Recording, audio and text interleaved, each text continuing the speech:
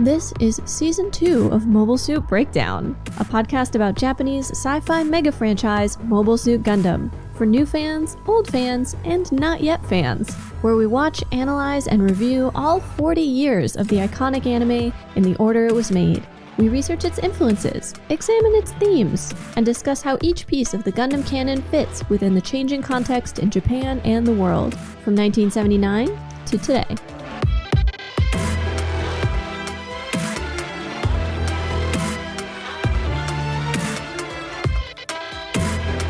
This is Mobile Suit Breakdown episode 2.8, Pilgrimage, and we're your hosts. I'm Tom, lifelong Gundam fan, and if Quattro is actually Char's new identity, then could Lila be Sayla's new identity?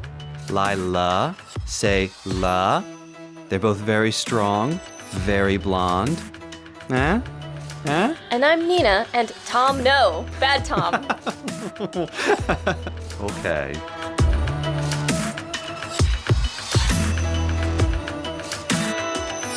Mobile Suit Breakdown is made possible by the support of 144 patrons. Thank you all, and special thanks go out to our newest patrons, Chris K, Sergio N, Rose T, Trevor W, and William P. If you'd like to support Mobile Suit Breakdown and get access to our patron Discord, bonus content, and more, you can do so at GundamPodcast.com/Patreon. This week we are covering Mobile Suit Zeta Gundam Episode 7, Escape from Side 1, or Saido-wan no Dashutsu. And we research chemical weapons in Gundam and their real-world inspiration, sudden enlightenment, and the bosun's whistle. Plus a tribute to the best character in Gundam. That's a bit much. The best character in anime. But first, to help you remember what happened last week, we have a message from our friends at the Titans News Network.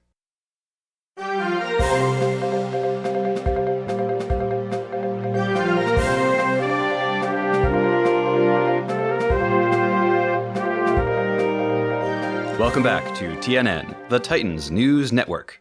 Don't forget to subscribe to our sister network, TSPN, where you can watch 24-hour coverage of Titans intramural sports, including the Off-World Series, the Titanic Games, and the Omega Bowl. Citizens living in Western North America were affected by power outages last week after an orbital solar battery satellite failed. This is a poignant reminder that nothing in space can be trusted. There is no cause for alarm, however, as the Titans have confirmed that the satellite was damaged following an unlikely but perfectly natural collision with a stray comet. Reached for comment, Federation Forces pilot Lila Milaraira confirmed that steps are currently being taken to ensure that nothing like this ever happens again. Ever. Citizens are advised to be on alert for undocumented spacenoids attempting to infiltrate Earth. If you see anyone suspicious, be sure to report them to the authorities right away. Spacenoids can be identified by their shifty looks, aura of disloyalty, and refusal to wear sleeves. In happier astronomical news, if, like me, you were vacationing at one of your luxurious private island resorts in the South Pacific last week, you might have been treated to an unexpected display of shooting stars in the evening sky. Our crack investigative team has confirmed that this was the result of a special Titans operation to decommission the defunct old Federation warship Mont Blanc and turn it into something much more valuable. Entertainment for Earthnoids. I think I speak for all of us here at TNN and on Earth when I say, thank you, Titans, for giving us all something to look up to. This is TNN, and the next time you look up to space, remember to stand up, salute, and thank our tireless protectors, the Titans. And now the recap for Mobile Suit Zeta Gundam Episode 7, Escape from Side 1.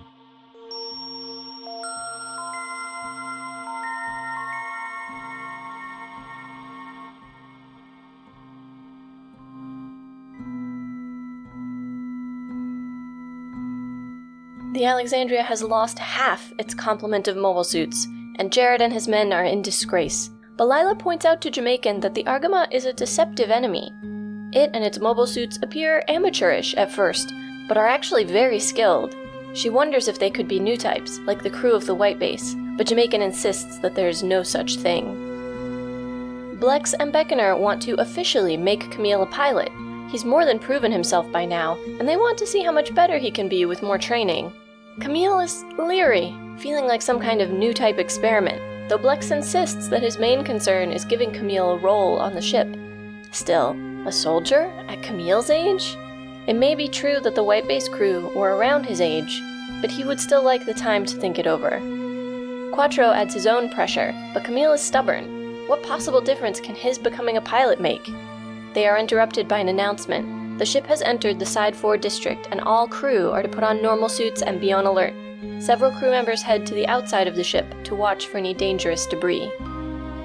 In the briefing room of the Alexandria, Jamaican begins to plot strategy. They have tracked the Argama to the Side 4 debris field, but still cannot tell whether it is headed for Side 1, Side 2, or the moon. Lila suggests that they split up. The Bosnia can take a different route, increasing their chances of catching the Argama. Jamaican agrees, but reminds her not to be too anxious for a fight. Speaking to Emma privately, Beckoner explains that they have arrived at the colony he wanted her to see, Colony 30. It explains why we started our movement against the Earth Federation government, he tells her. The group that enters Colony 30 is tiny, just Emma, Camille, and Quattro to show them around. As they board, the Bosnia finds them, but can't understand why Ayug would stop here.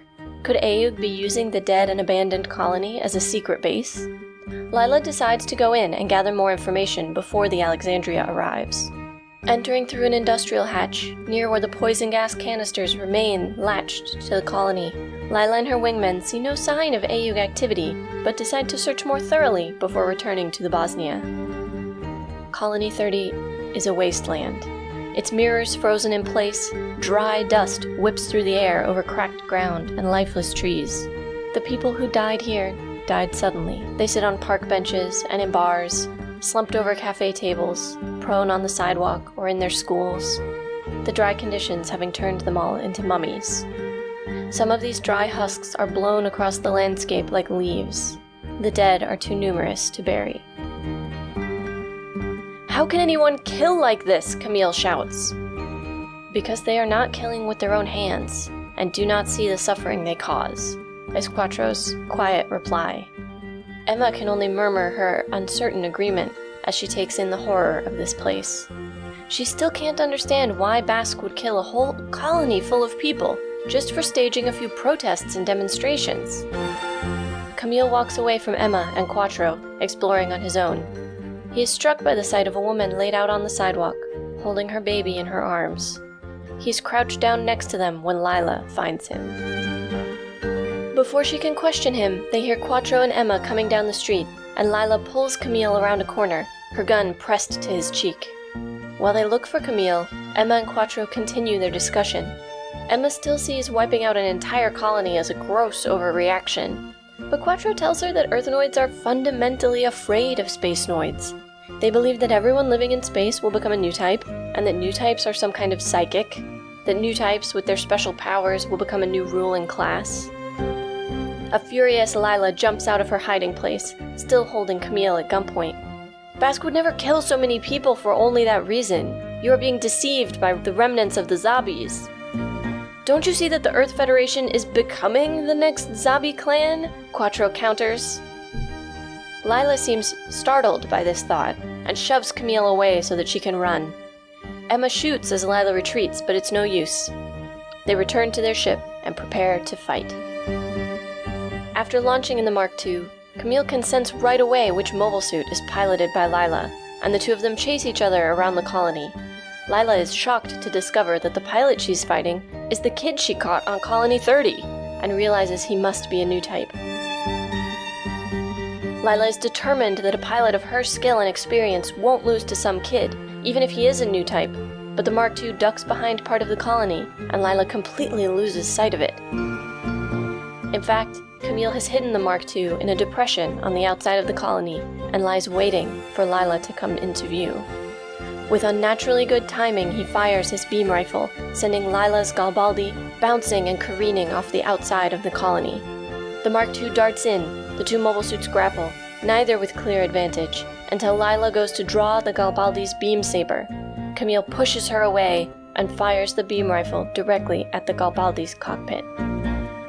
In the moments before the beam kills her, Lila thinks, "Don't take this guy lightly, Jared." As the beam strikes and Lila dies, bathed in the pink light of the explosion, she realizes, "I admitted that this kid is special, and this turned, unconsciously, into antipathy. This must be what it means to be an old type." Jared watches the explosion from the bridge of the Alexandria and hears Lila's voice call his name. The video feed is overwhelmed by static, and Jared begins to weep, thinking of Lila and how he will never be able to show her the good man he will become. To the applause of the Argama's crew, Beckoner congratulates Camille on becoming a full-fledged pilot. Blex and Quattro go a step further, calling Camille the second coming of Amuro Ray. But Camille's feelings have not changed. He still has not decided to become a soldier. "I'd rather remain as I am now, for a little while longer."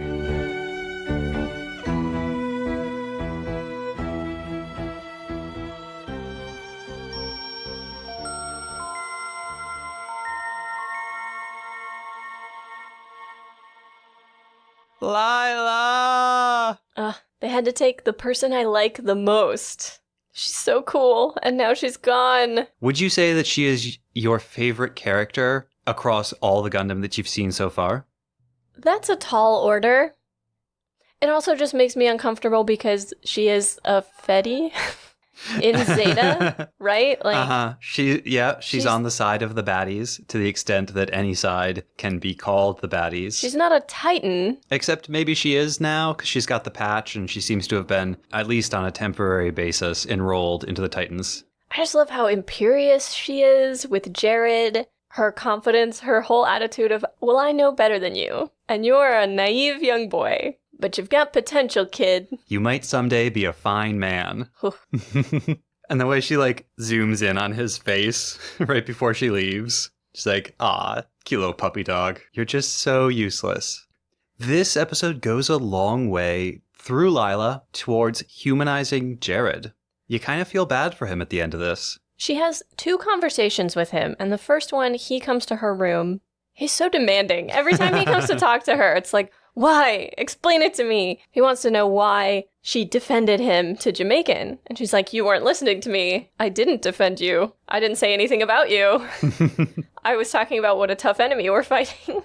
I did find it a little odd/funny. She lets him in. He's clearly uncomfortable. He was not expecting to find her in a towel. We do get a brief shot of her in the shower that shows her breasts. Again, as far as Gundam goes, that didn't feel super fan servicey. No. It's very brief. It's a quick pan up. It's mostly about her face in this weird future shower she's in. Just comparing it to last episode, the way Camille looks at Rekua in her puffy flight suit feels more lewd and sexualized than this little shower scene with Lila. Yeah.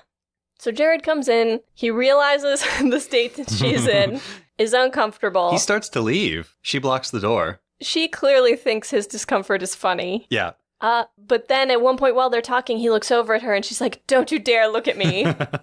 But she smiles while she says it. So I don't know if she's teasing him or what. I don't quite know what to make of that. It's like she's using what would normally be a source of weakness and discomfort, her state of undress, actually as a way to exert power over him. So that's their first conversation, and their second one, it's right before she leaves on the mission. They're talking a bit about the planning for the mission, and he's asking, why she stood up to Jamaican. Because she mentions she knew what the plan was going to be all along. There's only one good plan there. He says, "So why make a big deal of it with Jamaican?" And she says, "I wanted you to see that I don't have time for those kinds of men. That I find men like Jamaican useless." And he asks her on a date, and she says maybe. When you prove yourself. When you become the sort of man I can rely on. Exactly. The sort of man I could lean on. That says a lot about Lila's presence and her sort of aggressive, powerful demeanor as being defensive in a way, because she doesn't feel like she's safe around any of these people. She doesn't feel like she can rely on anyone. And so she has to be this powerful, dynamic, totally in control figure. Whereas getting drunk with somebody and relaxing and leaning on them requires that the person she be with be somebody she can rely on, somebody strong enough. That's interesting. You see that as indicative of her, like, particularly strong and aggressive personality and position. I saw it more as, I don't remember where I read this or heard it, and obviously it's a little bit sort of reductionist when it comes to gender, but that women are attracted to people they can look up to. That women need to admire someone to be attracted to them. Mm-hmm. And for Lila, that's a tall order. Someone she can look up to, someone she can admire, because she's already such a very strong person. Someone that she feels admiration for has to be a pretty outstanding person. Mm-hmm. We're not saying conflicting things. I just think it might come from a place of socialization, like how she's been socialized to think of what makes a good romantic partner. Mm-hmm. Whereas you think it's more about like her unique role and position. The other possibility there, thinking again about how Zeta is very clearly invested in ideas of gender and gender performance, when Lila is behaving normally in her role as an officer and as a pilot, she's performing a very masculine role. For her to be able to switch into a feminine role and go on a date with Jared requires a very different performance from her, and that requires a very different Jared for her to perform with. Lila has a very surprising reaction to hearing Quattro talk about Colony 30. We know from the episode that she and her shipmates know about the Colony 30 incident. She is not surprised to find the canisters of poison gas still attached to the colony. Right. She and the captain of the Bosnia know that all the civilians here were killed in some kind of operation, that poison gas was used. They do mistake a dead body that's blowing in the wind for a live person, but they're not surprised by the number of dead people. Mm-hmm. However, Quattro does his whole breakdown of what happened there. Do you get the feeling that Quattro is, like, really practiced at this? Yeah. Like, he's given this speech a bunch of times? Oh, absolutely. Like, maybe AU swings through Colony 30 every time they have a new recruit? We're going to talk about that a bit more later, because I had some thoughts about that. But he brings up a couple of different points, right? He's anticipating possible what-ifs from Emma, and so he jumps ahead to, you might be thinking that it is in fact Aug's fault for, inciting and supporting protests here. But if all Earth ever does is think about making things better for Earth, how did he phrase it? Then you're going to get a few protests. Then he goes on to say that what Earth is really afraid of is that they think people in space are going to become new types, are becoming new types. 2, that new types are psychics, which he's constantly telling people that's not how it works. But people don't understand. That's what they think it is. And that psychics would naturally form a kind of new ruling class over the rest of humanity. And that is what they are really afraid of, and that is why they put so much pressure on the colonies and why they killed everyone in Colony 30. Lila only objects to that last part. And that's the part that she hears the most clearly. She didn't hear the other explanation, but they're talking about that fear of somebody taking power. Mm-hmm. Would that be enough of a reason to kill all these people? And Quattro says, oh, absolutely. It makes more sense than a lot of the other reasons people do it, like money. And Lila is like, you're a liar. Yeah. And she doesn't say Bask Om would never kill all of these people. She doesn't deny that part. She says Bask Om would never kill all of these people for that reason. For only that reason. So she doesn't even necessarily take issue with that being a reason, but that there must be more to it than just that. And I kind of think she's got to be right on this. Quattro has kind of a reductive view of how this works. He's like boiled it down to this one philosophical idea. Old types are afraid of new types. That makes old types do Murderous. X, Y, and Z. Yeah. Mass murderous. And he's got this other line in there about it's because they don't do it with their own hands. And that's very Quattro. Well, that's very Char, but we'll talk about that. But it all seems too neat and clean. Especially for humans. Yeah. No rage, no humiliation, there's no emotion in it. Well, and he doesn't bring up other factors like The intent possibly being to scare other colonies, or, there's a whole bunch of other possible elements or layers to what happened here that get glossed over in favor of the tidy package. Right. And there's no room for individual humanity in this. It's about these huge, big, civilization-spanning trends. The mass population of the people on Earth versus the mass of space noids, and old types versus new types. There's no sense of like, oh, Bask is just a psychopath who will do anything.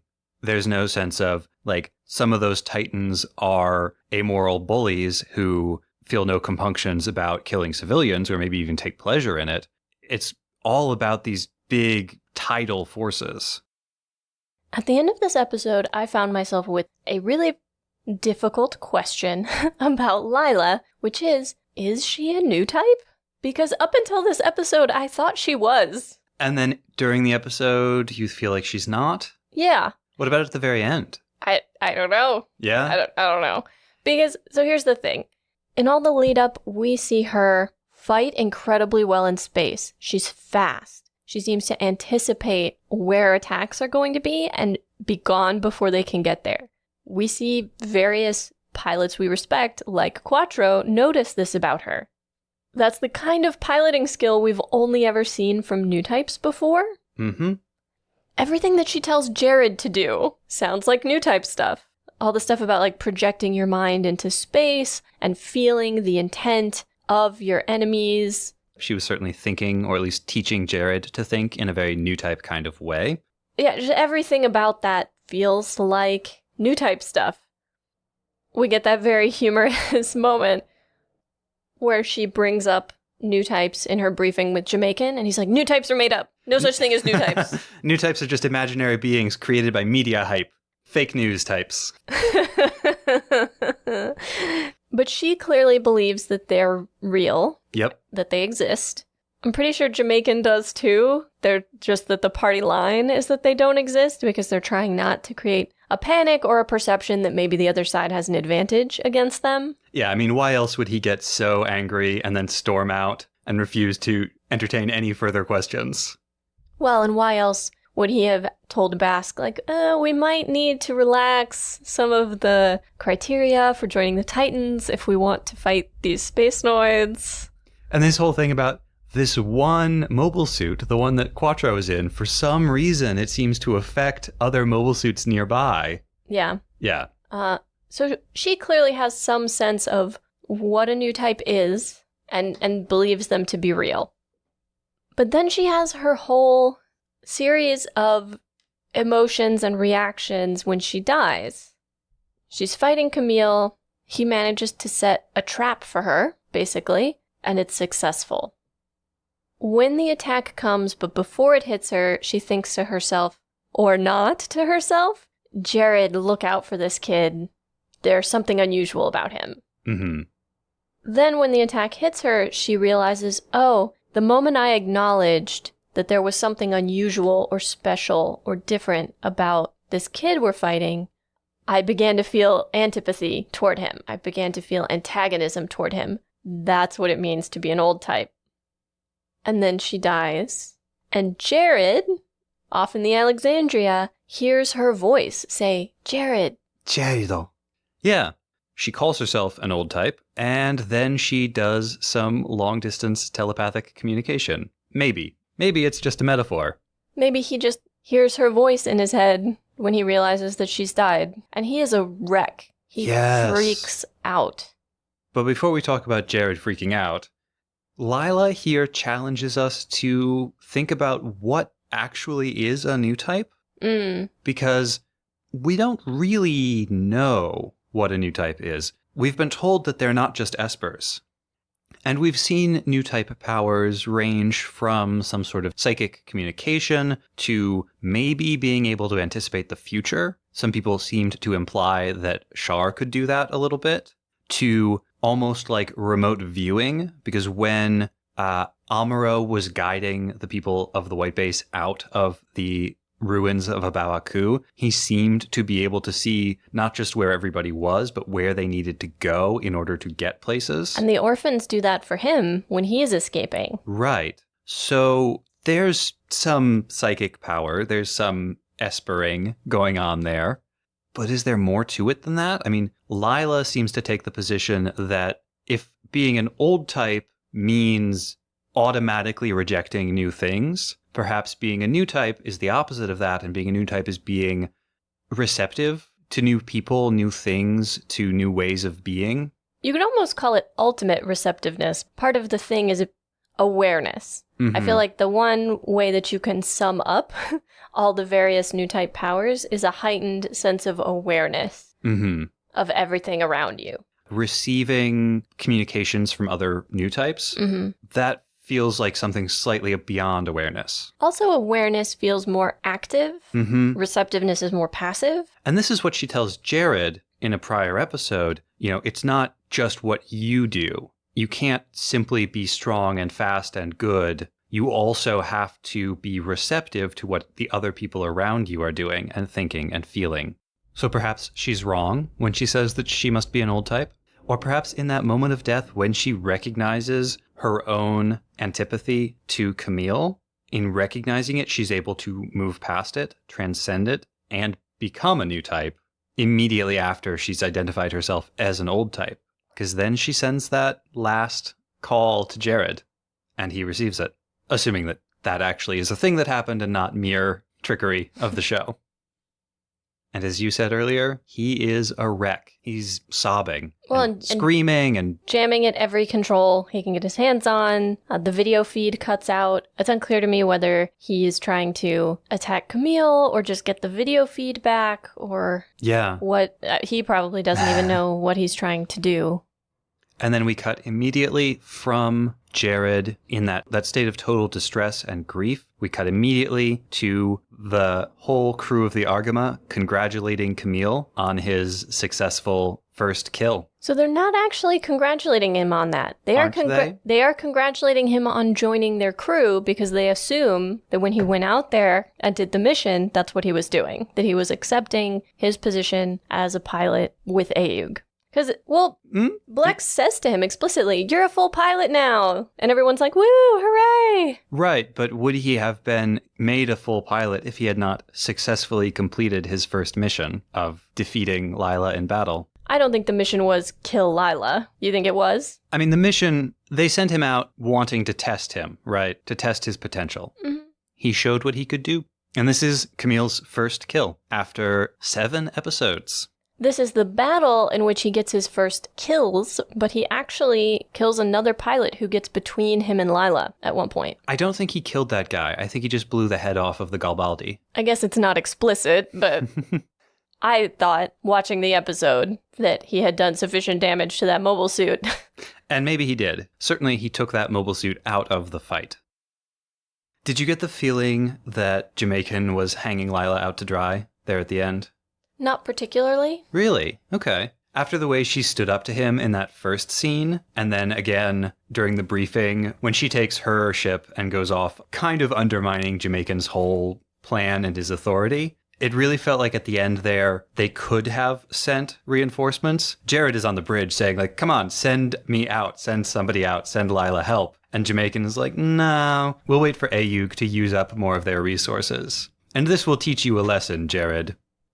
I didn't see that as personal. I saw that as an attitude that he has about military resources and people generally, that he sees people as resources to be like carefully husbanded and used for the Titan's purposes. So if there's a Federation ship out there causing Ayug some trouble, like, oh, we should carefully hold back our resources. I saw that as him being strategic, and yeah, to some degree, I think it's influenced by the relationship between the Federation and the Titans, that he's much more willing to sacrifice Federation resources than he would be Titans resources. It's also worth remembering he's just dressed them down for the fact that they've lost half of their mobile suits in the past couple weeks or however long it's been. They're pretty strapped, actually, for mobile suits. I think he's very cold and calculating, but I think he's being strategic rather than personal. Oh, see, I look at Jamaican and he seems so mean-spirited and vindictive. I don't know exactly what about him it is that gives me that impression of him. One of our first moments with him is when he slapped Bright on the back, knowing that Bright is injured. It's just, it seems so intrinsic to his personality. But somebody could be mean-spirited and not personal. He can enjoy hurting people without it necessarily being about who he's hurting. Like the slap on the back to Bright might not be because he hates Bright. It might just be because he's like, ha ha ha. Like, I like getting to sneakily harm somebody. Well, in that case, is he doing this to get back at Lila for undermining his authority? Or is he doing this because he wants to hurt Jared? Just for giggles? I am maybe going to sound like a horrible person, but I'm not sure Jamaican is entirely wrong there. Here's the thing. Obviously, grief is normal and natural, and Jared really liked Lila. Maybe even loved her. They didn't know each other very long, hard to say. But he cared about her very much. And his reactions are normal and natural, but to some degree, someone who is in charge of a military vessel needs to be able to suppress that while battle is underway.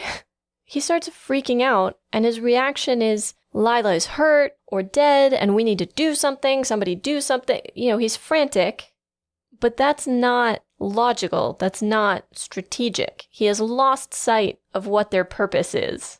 But on the other hand, as much as Jamaican might be giving him theoretically good advice, Jamaican is not, from the evidence we've seen, a particularly good commander either, for all that Jamaican doesn't care at all about the individual humans under his command. No, I'm not suggesting Jamaican is a role model. Lila is a role model. We've seen Lila lose a subordinate before. In her first episode, Quattro manages to take out one of Lila's wingmen. And you can tell that it upsets her, but she keeps things under control. She maintains authority. She doesn't make a big deal out of it. She is focused on getting herself and her remaining wingman to safety. Although as much as we like Lila, in that moment, it seems like she's mostly concerned with her reputation as a commander rather than actually sad about losing that soldier. True enough. Well, she has that whole, I sort of hope we were fighting the Red Comet because otherwise that was embarrassing. Maybe the message in this bit with Jared is that the things that make you human and relatable and likable, because this is the most likable Jared has been ever in this show, are exactly the things that have to be stomped out of you and ground out of you in order for you to be an effective member of the military.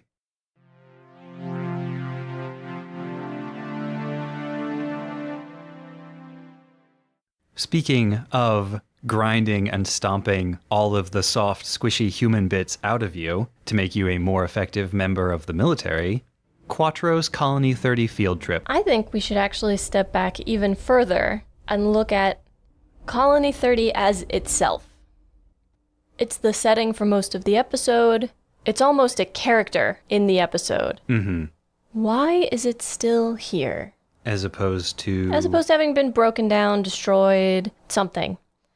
You know, what is the story? We know the Ayug story because Quattro gives it to us. What is the Federation or Titans story? Because having not destroyed it, one imagines they had to come up with some kind of an explanation for why all the people in this colony are dead. Yeah. What is the version of this story that Lila and the captain of the Bosnia know? As we discussed earlier, they know a lot about what happened here. Well, and is it different from the story that was given to the public? Obviously, we can't know. I assume they blamed it to some degree on Ayug. Either that Ayug did the gassing, possibly, or that there was an Ayug cell here, and something went wrong in the mission and it killed everyone. In some way, they blamed it on Ayug, I'm sure. Presumably, yeah. Or Xeon remnants, to the extent that that's different from Ayug. But you look at this place, and like Tom pointed out before, we can tell it is used by Ayug as an object lesson in the horrors of the Federation. Right? That the Federation is in fact a brutal, monstrous entity. And when Captain Beckner is talking to Emma as they're approaching Colony 30, he says something like, this is where it all began. This is what started our war against the Titans and against the Federation. Though that can't be literally true, because once they're in Colony 30, Quattro says that Ayuk was actually organizing this demonstration here in the first place. It's possible, though, that Ayuk was not a paramilitary organization prior to this event. They may have been doing more political organizing. They had organized protests and rallies, but this was what pushed them to become a paramilitary organization, for instance. But it struck me that the Federation see that this Ayuk ship has gone to Colony 30, and they're like, oh, that would be a really good hiding place for a base. Like, no one would think to go there. It never occurs to them the symbolic power of the place itself. It never occurs to them that it has that value. And they could have been using it themselves, right? This is what happens to rebels, or this is what Ayuk causes to happen to colonies. They could have been using it themselves, but it never even occurred to them. And I think it shows a huge lack of imagination that they haven't acknowledged the power it would have for Ayuk's recruiting. Unless, as we hypothesized early on in this season, the Titans need Ayuk. Because as long as Ayuk exists, the Titans can keep accumulating power. If they ever defeated Ayuk completely, there'd be no point for the Titans to exist anymore. And all of their special privileges, their +1 rank bonus versus regular Federation officers, their little fiefdom on grips, all of that would go away. You also mentioned before how it's very clear Quattro has given this speech and this tour many times. Yep. He shows them Colony 30 and explains its significance in a very practiced manner. I had a horrible thought, which was, Camille asks why no one has been buried. Quattro says there are too many people to bury. That's a possibility. It's also possible that Colony 30 would not have sufficient visual impact if there weren't bodies everywhere. You're not wrong about that. And they've shown themselves mercenary enough. Like, the visual impact of encountering all these mummies who died so quickly they are standing in the street or sitting at a bar or sitting on a park bench is admittedly much stronger than if you got there and it was empty and there was a big memorial stone. It would seriously undermine the effectiveness of this little pilgrimage that they're on. When we were watching this section and Quattro kept giving these answers to unasked questions, like when he tells Emma, oh, you're probably thinking, why Ayuk is at fault for this too. But in fact, let me tell you, I've thought about this a lot, and here is my rejoinder to the question you haven't asked. This is both a very effective rhetorical technique and probably indicates that these are questions Quattro has gotten before. Like a very practiced tour guide at each of the highlights, he knows what the people are probably thinking. In this case, I'm not sure he's right because Emma's reactions don't indicate that she's really thinking those thoughts. But whether she is or not, Quattro seems to be accomplishing his goal here, which is to make sure that Emma Sheen and Camille Bedan are sufficiently converted to the Ayuk cause. And we cannot leave Colony 30 without talking about the visuals. It reminded me strongly of the Texas colony from First Gundam, even down to a little mock saloon. Well, so two things. They explain the state of it, the dryness, the wind, the dust, as being that the mirrors are stuck in place, so there's no day-night cycle. Which is the same thing that happened on Texas. Exactly. It doubles down on the fact of the colony being dead. Not only are there no living people, there are no plants, there is no greenery, there's no life at all, not just no human life. It also highlights the sort of frontier perception and frontier nature of the colonies, that they're almost little mock Wild West towns in some ways. Not across the board. A lot of the buildings we see look perfectly contemporary and normal for the time, but then you have a little saloon with a barrel out front and the push doors, almost like the colonies were designed by somebody who wanted to play into those pioneering stereotypes. And it's entirely possible that many of the people who went to the colonies had that perception about themselves as space pioneers, and so would have embraced that thinking. It is horrible, but I think that's played with a lot of subtlety. Emma and Camille almost don't talk at all. They speak very little throughout their time on Colony 30, and almost only when spoken to. And then Emma calls out to Camille, like, where are you? You'll get lost. But for the most part, they don't speak. When Camille encounters his first mummy and its head falls off, he gags. Later, he sees what looks like a school or a daycare, and we can look into the building a bit, or into a sort of like covered portico area of the building, and we see small bodies laying there. But there's no close-up, he doesn't say anything. We just see it, briefly. And then later, he does kneel down next to a woman who has collapsed while holding her baby.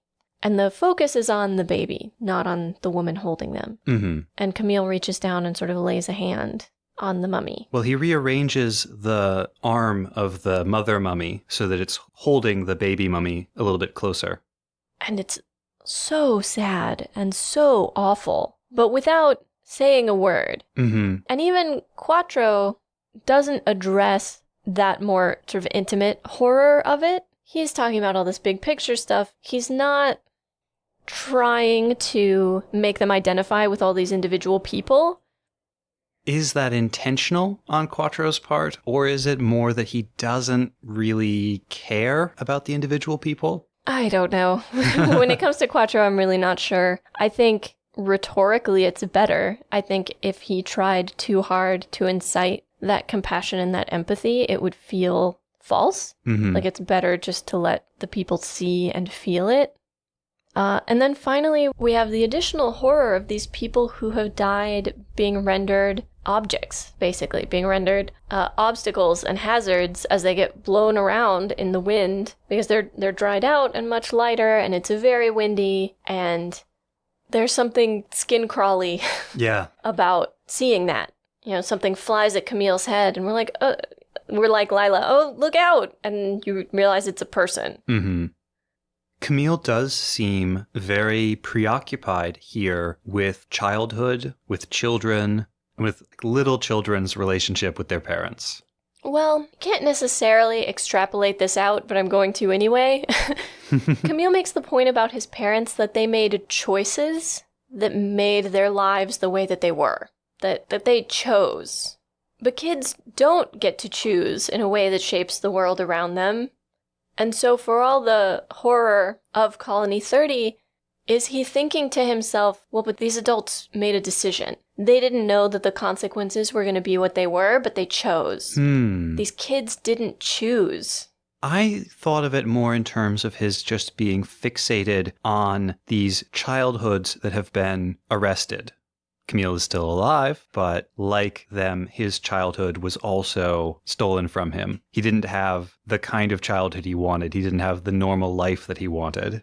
And so to see all of these young kids who were just snuffed out all at once very much connects to what Camille is going through himself and what he's thinking about himself. And I think that links to what he says at the end of the episode, where they're all congratulating him, you know, you're going to be the next Amuro Ray. And he says, I'd just like to stay myself for a little bit longer. I'd like to stay what I am for another minute. And the sense there of like, I wish that it were possible to preserve this pure, innocent thing, but it's not. I think we can more or less sum up Camille's whole deal during this episode as ambivalence about growing up. Or even resistance to becoming an adult, to growing up.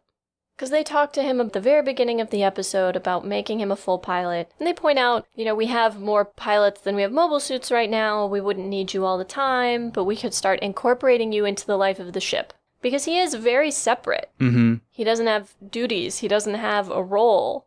And he questions their desire to do this despite his age. They make the old point about how historically there have been 15-year-old soldiers before. And he's not 15, he's what, 17? Mm-hmm. Which he seems to find very morally questionable. He says so to Quattro. He does go out on the mission. When everyone starts congratulating him on being a member of the crew, he's very quick to say, I haven't decided that yet.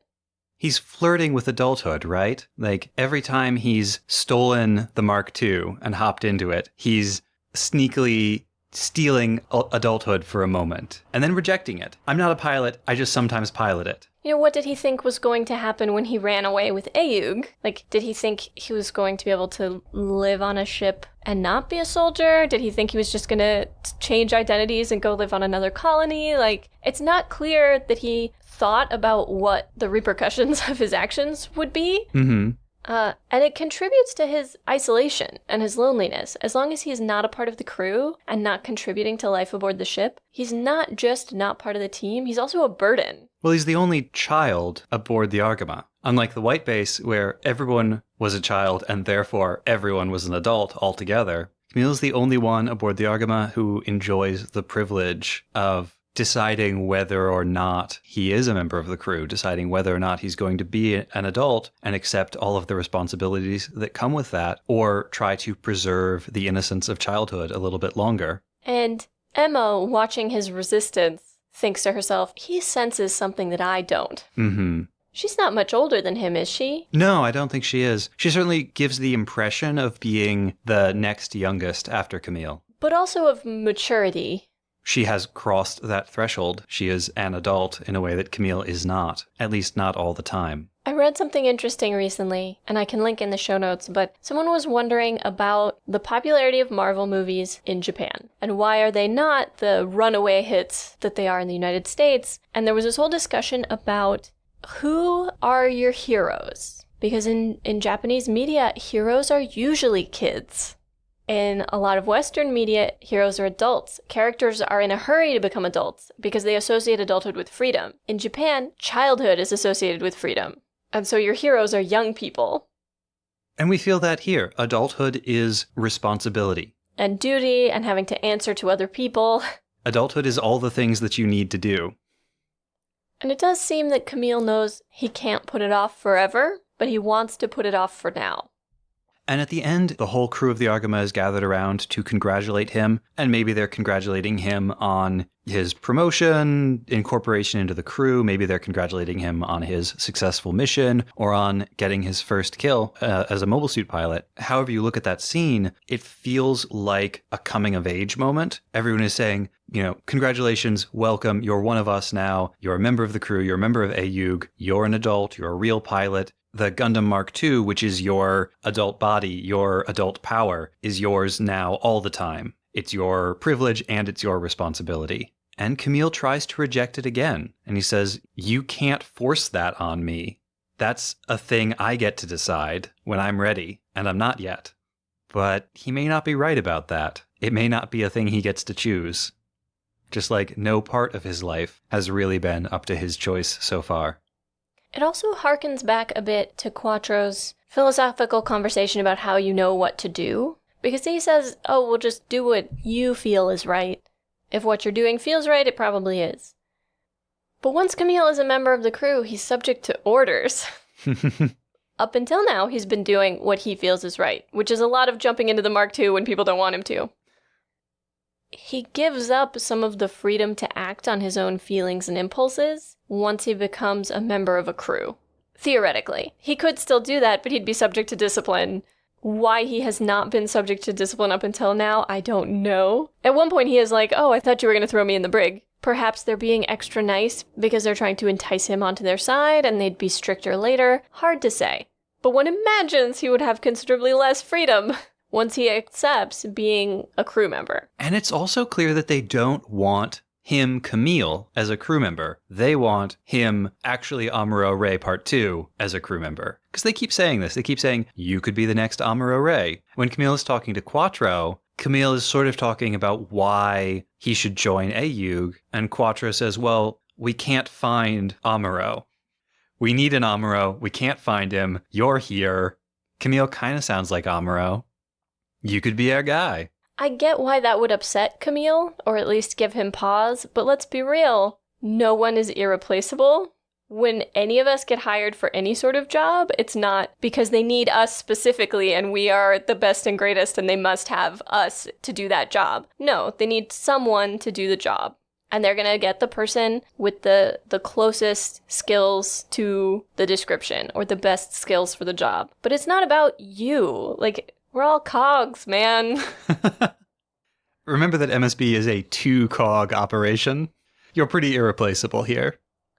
That's sweet of you to say, but absolutely untrue. I mean, our rapport would be very difficult to replicate. But you get my point. Yeah. I think it's very naive and not necessarily bad, but something that most of us need to learn to grow out of. To want in a workplace or a big organization to be totally necessary as ourselves, right? But you're not. Maybe the message is that workplaces and big organizations are bad. Which is fine, is a fine takeaway. But in big organizations, like, none of us is that important. We should be. That's fine. That's fair. I just think, like... And admittedly, it would be less jarring, perhaps, if they were like, we need a new type instead of we need an Amuro. It could be worse. They could need a Lala. Quattro's not saying it, but I think he's thinking it. Amuro was useless to Char. Lala was very useful. Well, but then Lala succumbed to her new type abilities and became one with the universe and is still, like, knocking around out there, apparently occasionally contacting people because both Quattro and Amuro were like, is that Lala trying to get in touch with me? I thought I blocked her number. Yo, Lala, what up? You get bored of the expanse of space and time? You up? Speaking of replacing people, doesn't Camille kind of look a lot like Garma? I don't think so at all. Really? No? Garma's hair was much more sleek. It wasn't so curly. And the face was very different. I think the face was more similar than you think. Okay, well, you're wrong. But there are a bunch of times in this episode when people are making very conscious callbacks to the events of the 1 Year War. In the beginning, we get Lila telling Jamaican that the Argama is like the white base come again. And then we get that funny moment of him looking at like a staticky photograph of the Argama that makes it look very much like the white base and going, nah, I don't see the connection. Well, he asked her to explain what she means, and it has nothing to do with the shape of the ship. It has to do with this perception that as you're coming up to it, it looks amateurish.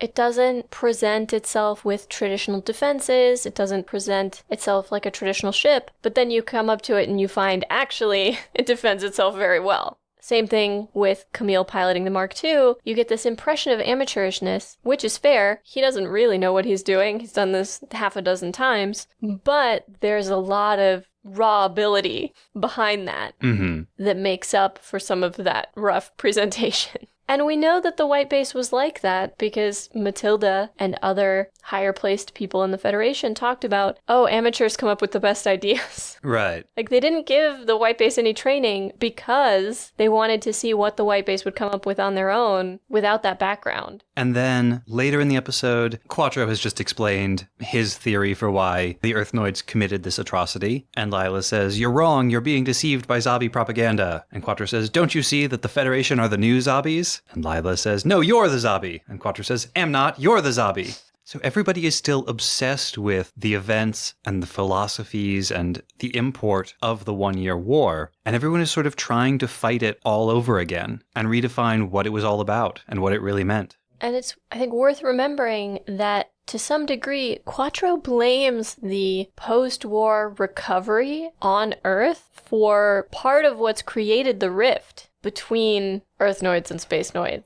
Earth really concerned itself just with fixing Earth up again, with repairing the damage done by the war on Earth, and didn't really concern itself with the colonies at all, despite the number of people living in space, and that was a big part of why AUG came into existence. And that's sort of the natural result of a situation where all of the political power is concentrated on Earth, and the colonies don't really have their own independent, autonomous power to direct their own affairs and handle their own reconstruction.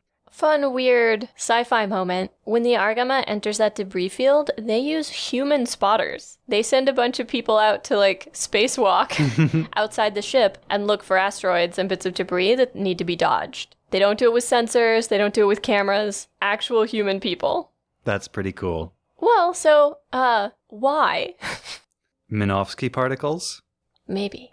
That's sort of the practical in-universe science reason. But one of the main through lines of Gundam is that with all of this new technology, between the Minovsky particles and the mobile suits, individual human people and their abilities matter.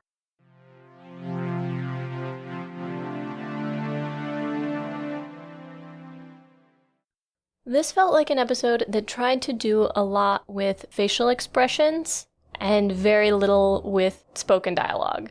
There were some funny, weird interactions between Blex and Beckoner and Emma. Emma is one of the spotters outside the Argama looking for meteorites and other things that need to be dodged. And they note that she's very good at it. And Blex says, oh, well, she wasn't a Titan for nothing. And Beckoner is like, ex-Titan, remember? And Blex sort of goes, and frowns. So he clearly still feels some skepticism as to whether or not they've turned Emma, whether or not they can trust her, whether or not she's really one of them. Oh, see, I thought rather than skepticism about Emma, he's expressing some displeasure about how invested in Emma Beckoner has gotten. Yeah, Beckoner has a crush. Every time he thinks about her, he looks nervous or he gets bashful. He smiles uncomfortably or laughs. And then he tells Quattro, like, oh, where's Emma? I don't know, why? Oh, just, I need to talk to her. Oh, sure, I'll send her up to the bridge. His conversation with Emma, he's laughing and looks a little uncomfortable and a little... It's very obvious we're meant to understand he has a crush on her. Once they arrive at Colony 30, it switches off completely and he's all business. But he clearly has some feels. And Emma's reaction is very neutral. She does not seem to acknowledge his display in any way. Very yes sir, no sir. I think she's clever enough to have picked up on it. Oh, yeah. Especially after seeing her with Camille in the previous episode. Oh, yeah. Emma's not oblivious to the interests of the men around her. But Camille she can tease because Camille is a child and not a member of the crew and certainly not her superior officer. Right. So she's not encouraging Beckoner, but she's also not telling him, hey, cut it out. He also hasn't crossed a line that we've seen. Yeah. His interest is obvious, but he hasn't asked her out or touched her or made any comments that would be, like, uncomfortable. He's showing her a certain amount of favoritism. There's a excessive friendliness given their respective positions. Mm-hmm. But as I pointed out before, this is all done with almost no dialogue. This is all conveyed just through people's facial expressions and tone of voice on the handful of things that they do say. And his uncomfortable laughs. Oh, yeah, that's true. The laughter, the body language, everything about it.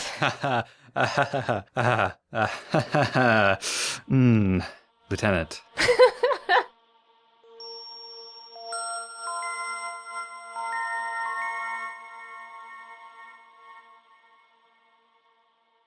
And now we research and discuss chemical weapons, sudden enlightenment, and the bosun's whistle.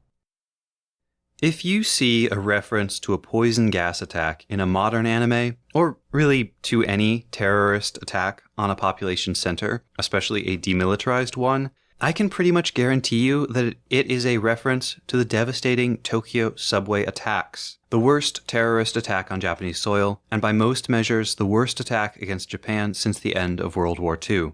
In a coordinated, simultaneous attack on 5 separate subway trains, zealous devotees of the apocalyptic Aum Shinrikyo cult dropped newspaper-wrapped packets of the deadly nerve agent sarin on the floors of subway cars, punctured them with specially prepared, sharpened umbrellas, and then fled as the liquid sarin evaporated into the air. More than 5,000 people were exposed to the toxin. 1,000 of them were seriously affected. 12 were killed, and somewhere around 50 were permanently disabled by their injuries. Most of those who were affected by the attack are still experiencing the after effects today. Like the 9/11 attacks in the United States, the Tokyo subway attacks left deep psychological scars on an entire generation of Japanese people, and created waves in Japanese art, including anime, that can still be seen today.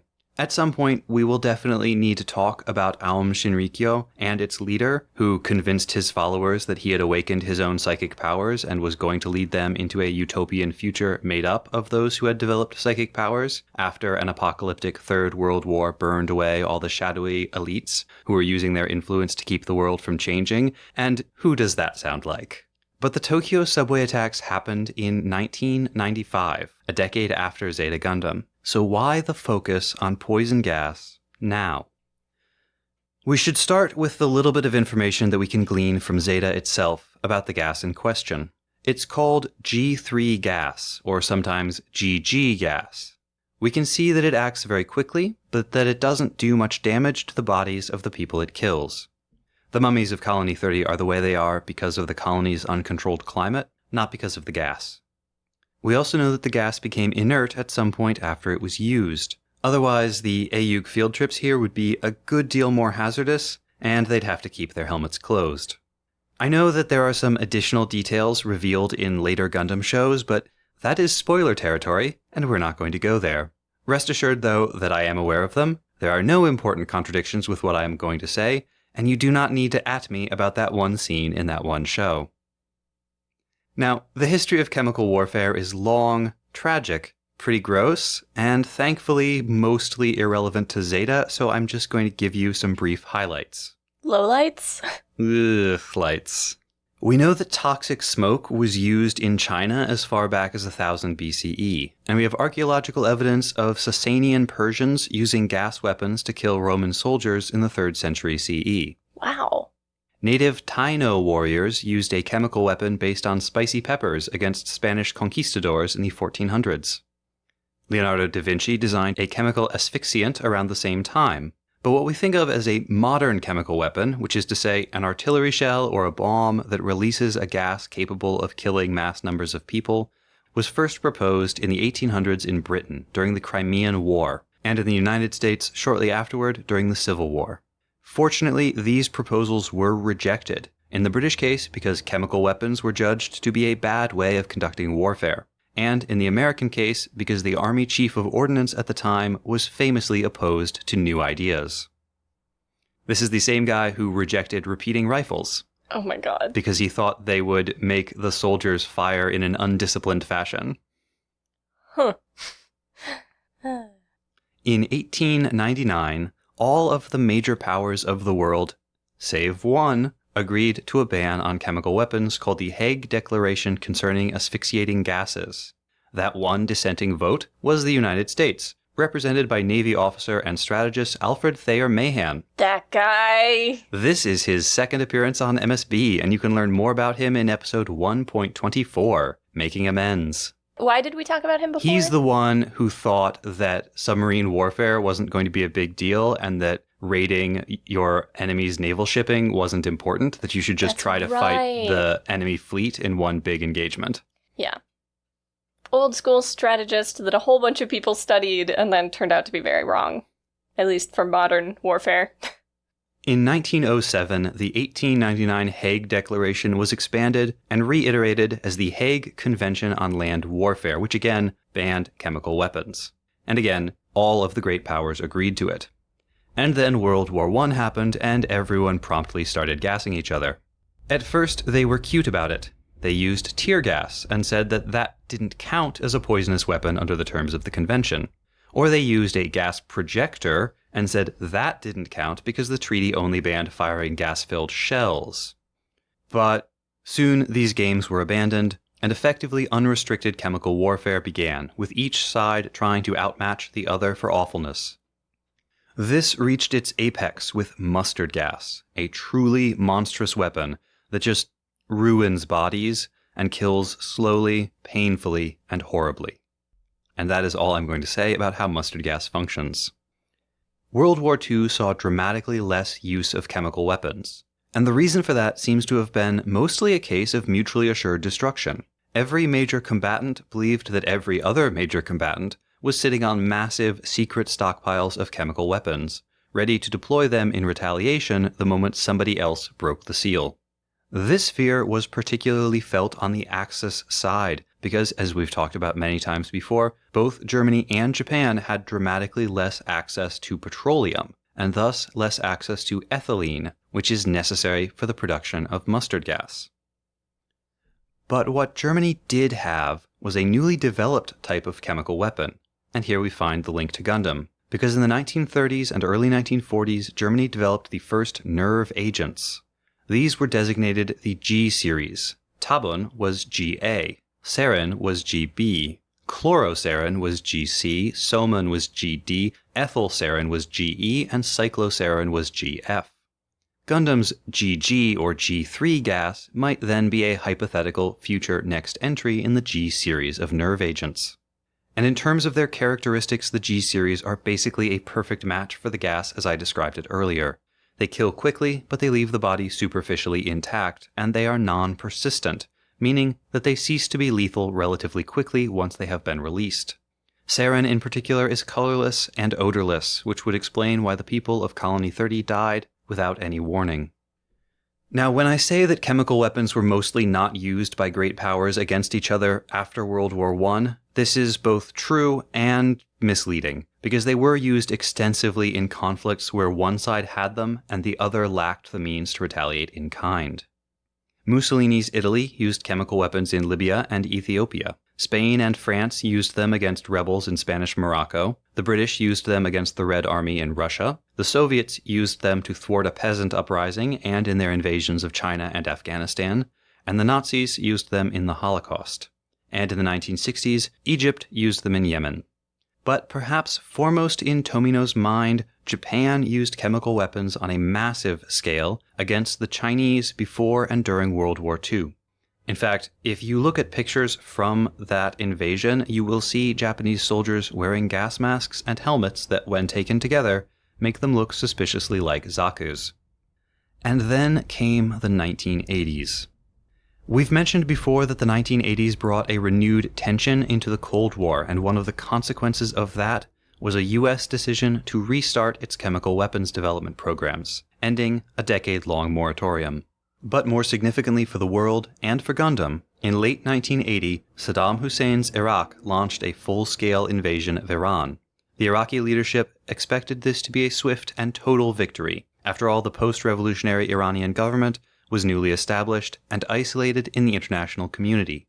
Their army had just been purged of most of its senior officers, and their military equipment was all Western-made, which meant that they could only get spare parts by importing them from the very same Western countries that had been allies of the previous Iranian government. But contrary to every expectation, the people of Iran rallied around their new government, combining their regular army with the separate paramilitary Islamic Revolutionary Guard Corps, which we are going to have to come back to one of these days because they resemble the Titans in more than a few ways. Iran counterattacked and turned the war into a bloody stalemate complete with trench warfare, reminiscent of nothing so much as the First World War, except that it lasted twice as long. In all, the Iran-Iraq War ground on from late 1980 to late 1988, or in Gundam terms, from Soldiers of Sorrow to Char's counterattack. As soon as it became clear that there would be no easy or quick resolution to the war, Iraq began developing chemical weapons, mustard gas, and nerve agents. These were probably deployed on a limited basis as early as 1980, but full-scale deployment started in 1983, and by 1984 it was being reported in the international press. This was the most extensive, flagrant, and widely known use of poison gas since the end of World War I, and it was happening exactly when Zeta Gundam was being made. During my research, I came upon a quote from that British official, who was Secretary of the Science and Art Department, which, by the way, was not the Science and Art Department of the Army, it was the Science and Art Department. They were responsible for, funding orchestras and also scientific experiments. Horrifying scientific research. Also good scientific research. Also horrifying scientific research. This was the guy who originally proposed using poison gas-filled artillery shells during the Crimean War. His idea, you will remember, was rejected because the Ordnance Department considered it to be a bad way of conducting warfare. Not appropriate. Not sporting. His name, by the way, in a stroke of the most incredible irony, was actually Playfair. Lion Playfair.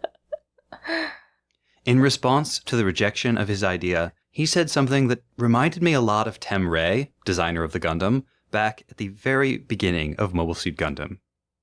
Quote, "There was no sense in this objection. It is considered a legitimate mode of warfare to fill shells with molten metal, which scatters among the enemy and produces the most frightful modes of death. Why a poisonous vapor which would kill men without suffering is to be considered illegitimate warfare is incomprehensible. War is destruction, and the more destructive it can be made with the least suffering, the sooner will be ended that entire barbarous method of protecting national rights." The inventors and the strategists who dreamed up aerial bombing and strategic bombing of population centers said much the same sort of thing, and so did Tem Ray. If we can just make war destructive enough, if we can just make weapons powerful enough, then people must abandon it. But that never seems to work. Each new innovation, each new bomb or gun or gas or mobile suit or megaparticle cannon just seems to spur demand for the next one even bigger than that. It's interesting because there's this sense of, well, we already do X, Y, and Z that are horrible. Mm-hmm. And so making these thin line distinctions about like, oh, but that thing is too horrible feels a little ridiculous. Like when we were already firebombing cities, which I talked about a little bit in a previous episode, and if you want to have nightmares, read descriptions of what that was like to be in a city that was being firebombed. The atomic bomb doesn't seem like that big a deal by comparison, partially because they didn't know what the effects of the radiation would be long term, so they didn't take that into account, but just in terms of like what it was going to do to a city and to the people in it, it was like 6 of one, half dozen of the other in terms of horribleness. Mm-hmm. But so much of the progress of humanity has been stepping away from, oh, well, we used to do, and so that's fine. And instead saying like, well, we used to, but we don't want to be people who do that anymore. Mm-hmm. Society's making decisions about things that are no longer acceptable. Child labor, for instance. Ironic in the Gundam case. I was going to say child soldiers. As we covered in the previous season, it was startlingly late in history that everyone agreed not to do that anymore. Well, everyone, quote, right. end quote. Right. Agreed. Right. Quote, not to, quote, do that, quote, anymore. But the people who dream up these weapons always seem to believe that if war can be made more destructive but less horrible, then it can be ended quickly and with the minimum of suffering. But that never seems to actually work out that way. And Quattro, when he's talking to Camille and Emma, seems to be expressing a contrary point, that war needs to be horrible. That the more horrible it is, the better. If it's not horrible, then it's easy, and war needs to be hard. One could argue that a big part of the reason that we, the United States, have been at war all this time is because for the great majority of our population, it is painless. There's no rationing. Most of us don't have to be soldiers. Mm-hmm. Most of us don't even, like, personally know people who serve. And so, like, part of the reason that we finally got out of Vietnam is because people were tired of sending their friends, husbands, sons, brothers, selves to die.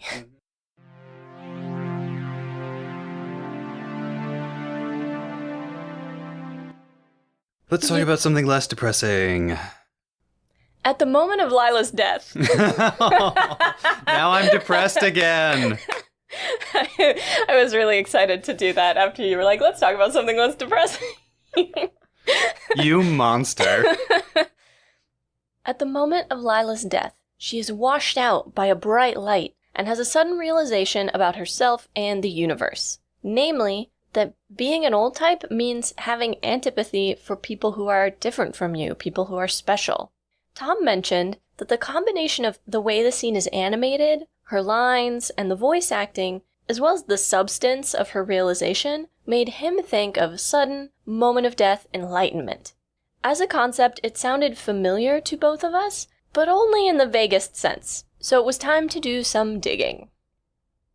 It took a little while to find what I was looking for, and along the way I read a few forum threads about Buddhism, mostly by English speakers who practice some form of Buddhism, and let me tell you, there is a lot of discussion about whether enlightenment feels like death, or even causes death.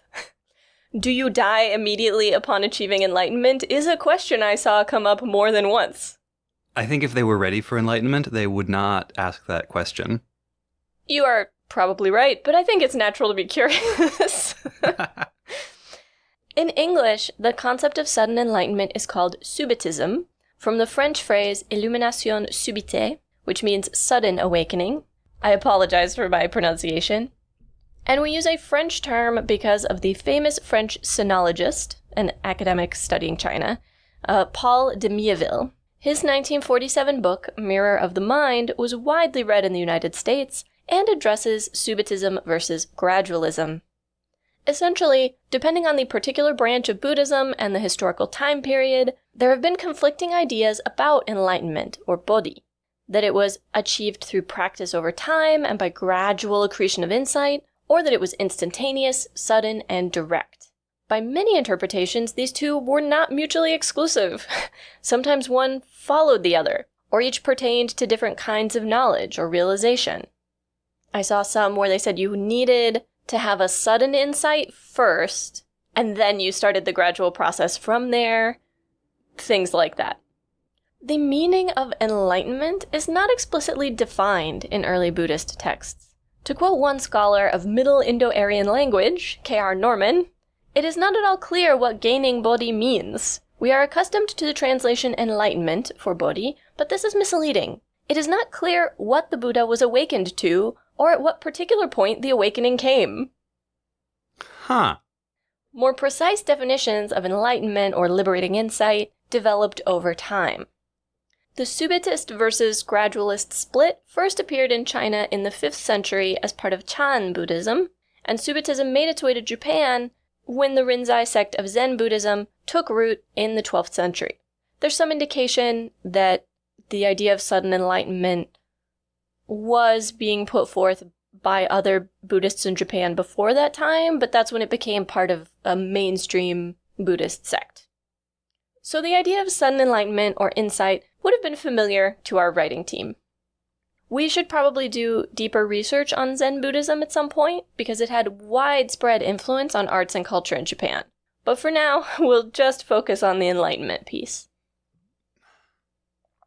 I found 2 stories that address this idea. However, I'm going to be using names and terms in languages I don't speak. Thank you for your patience, and I apologize for any errors.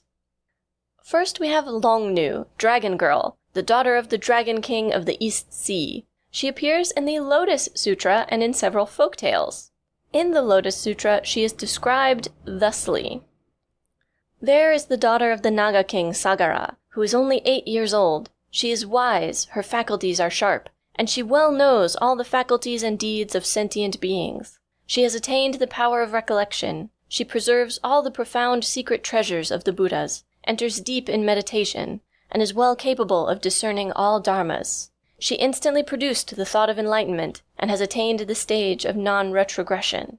She has unhindered eloquence, and thinks of sentient beings with as much compassion as if they were her own children. Her virtues are perfect. Her thoughts and explanations are subtle and extensive, merciful and compassionate. She has a harmonious mind and has attained enlightenment." She sounds pretty cool. I'd hang out with her. Coolest 8-year-old. The important part for Zen Buddhists being that bit about instantly producing the thought of enlightenment. She also goes on to become an acolyte of the Bodhisattva Avalokitesvara. A bodhisattva is a being who has attained enlightenment but does not achieve nirvana because they want to stay behind and help other sentient beings reach freedom from suffering. Avalokitesvara's name in Sanskrit means something like "he who looks down upon sound," as in looking down compassionately and hearing the pleas of the suffering. Oh, I thought it was going to be like, sound. Avalokitesvara has numerous incarnations, but throughout East and Southeast Asia is typically depicted as a woman. In this same region, she is a goddess of mercy and has different local names in different countries. In Japan, she is called Canon and is hugely I've heard of important. Canon. Exactly. She's a huge part of Pure Land Buddhism. I also found out when Christianity was outlawed in Japan, after some of the missionaries had come and converted a few people, many of them worshipped in secret by disguising figures of the Virgin Mary holding the baby Jesus as Canon holding a baby, which was very common in artistic depictions because Canon is a goddess of mercy. She's often associated with children.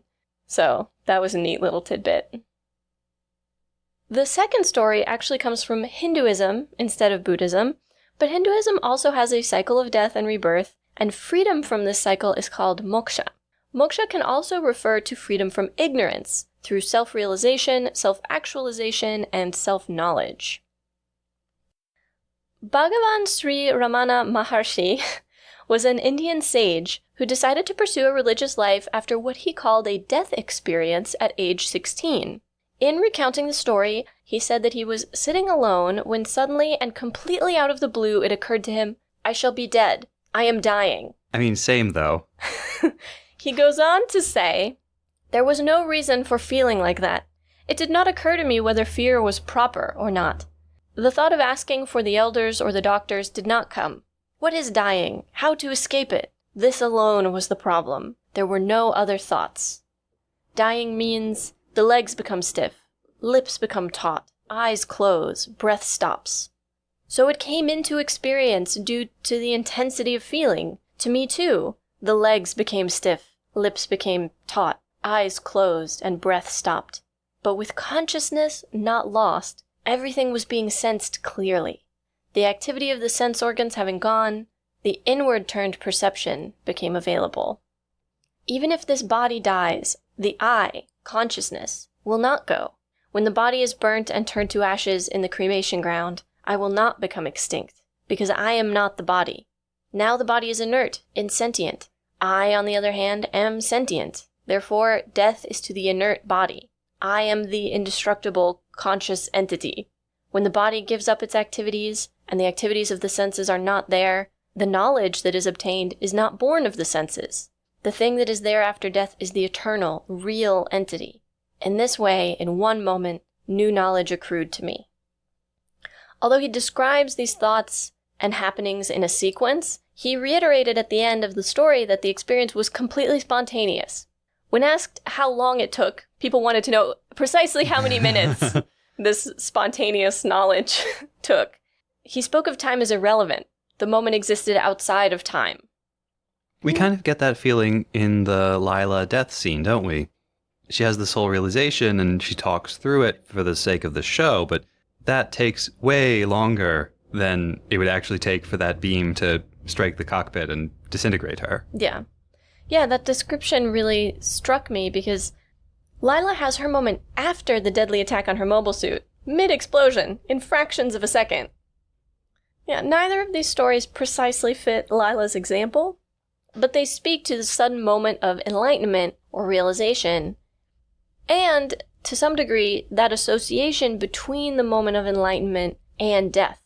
I did not find any sources that pointed to nearness to death as causing moments of enlightenment. So if you've had a near-death experience and experienced a moment of enlightenment, please let us know.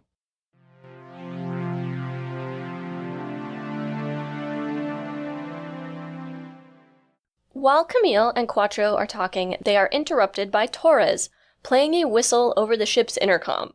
What is that thing? It has a very distinctive sound and shape, and we've watched enough historical films and documentaries for it to feel familiar. I have seen that whistle before. I have heard that whistle before. It turns out it is called a bosun's whistle, bosun's pipe, or bosun's call. For those of you who, like me, had read the term long before you ever heard it pronounced, it is pronounced bosun even when it's spelled boatswain. Tom thinks this is funny because he grew up around boats, and so he always knew it was bosun. And the first time he heard me say boatswain, he made fun of me. Hey Nina, how do you think forecastle is spelled? I don't even want to guess. Forecastle. How did you pronounce it again? Forecastle. Forecastle. Yep.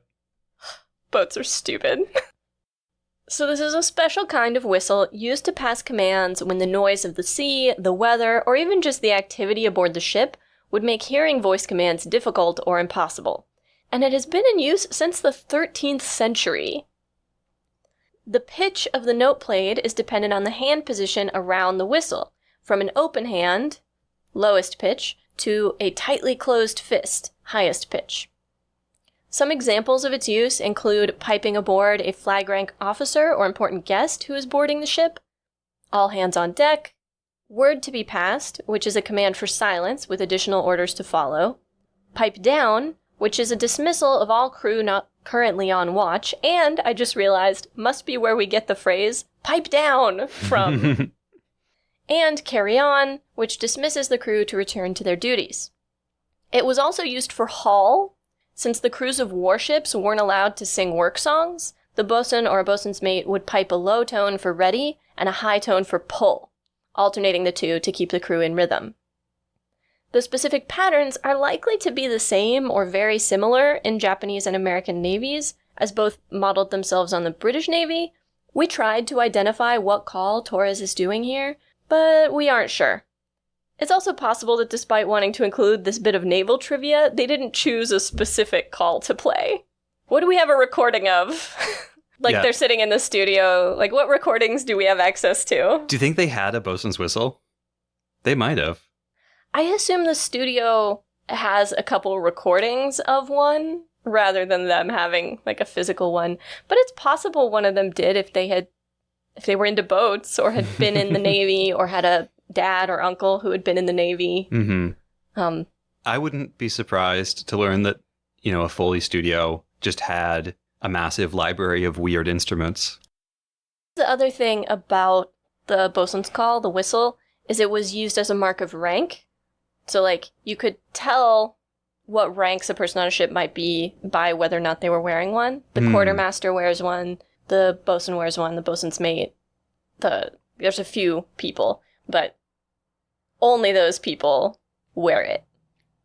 So Torres is, I believe, the navigator? Huh. Yeah. Okay, that's weird. A little bit weird. Whatever. They just wanted to include the weird whistle.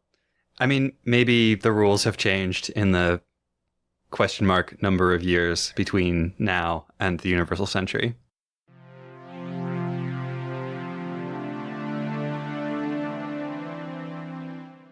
In honor of the life of Lila Milarira, the story of Atalanta, presented by Mobile Suit Breakdown.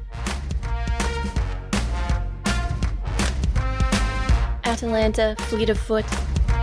Atalanta, swift of hand. Atalanta, sharp of tongue. In Arcadia where the woods were wild, a king who wanted a son abandoned a daughter. In Arcadian forests where the baby wailed, a she-bear nursed a girl child and taught her bear-kind's arts of hunt and grapple. In deep woods, sacred to the goddess Artemis, Atalanta grew from girl to woman and learned the hunter's arts, the bow, the spear, the javelin, and the chase. Alone among women, she sailed with Jason on his Argo. Among all the greatest heroes of her age, she was swiftest, fiercest. The first men to seek the huntress as their prey were centaurs of the deep woods, all muscle and hair, as rough and evil as they were powerful. But Atalanta did not fear brutes like these. She drew her bow, she touched her arrows. Some were fletched with white feathers, some with black. The centaurs galloped after her, but crouching low she sprang high. As each passed beneath, groping at air, hooves snared by roots, she, falling, fired swift arrows. They buried themselves up to the white feathers. They buried themselves up to the black feathers.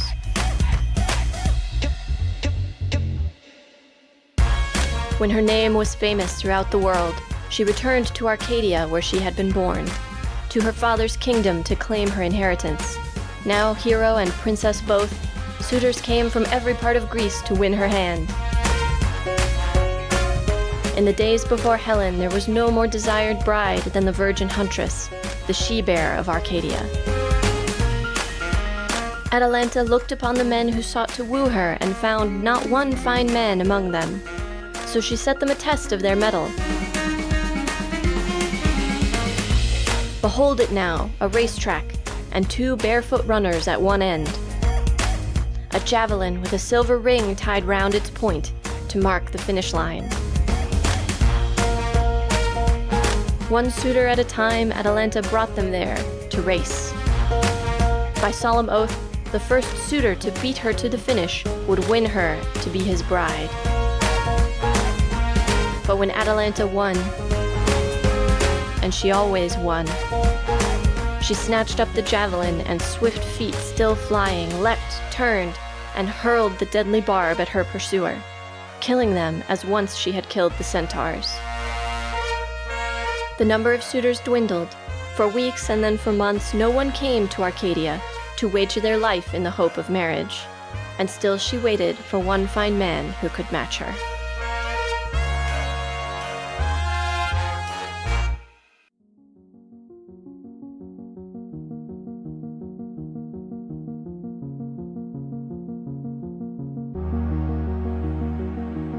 Next time on episode 2.9, Political Considerations, we cover Mobile Suit Zeta Gundam episode 8 and You Thought It Was Emma, But It Was I, Quattro.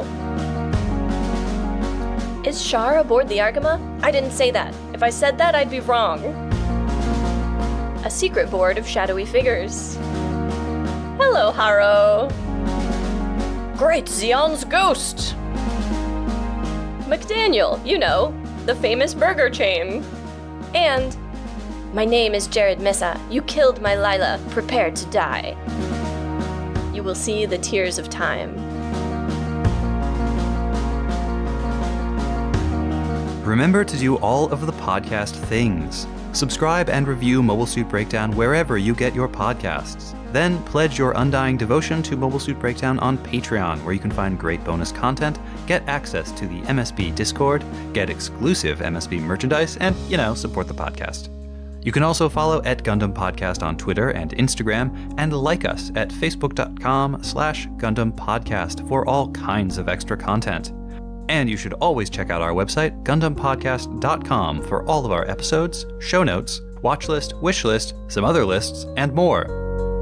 Plus, you can always email your questions, comments, and complaints to GundamPodcast@gmail.com. Or just shout your wrong Gundam opinions to us in person by coming to scenic New York City and yelling, "The robot fights are the important parts." You can fast forward through the talking on any busy street corner. We'll totally hear you. This week's wrong Gundam opinion comes from patron Turlook. Thanks, Turlook. The song used in the tribute is Vendetta by Stefan Kartenberg. The intro song is Wasp by Misha Dioxin, and the closing music is Long Way Home by Spinning Ratio. You can find links and more in the show notes. And thank you for listening.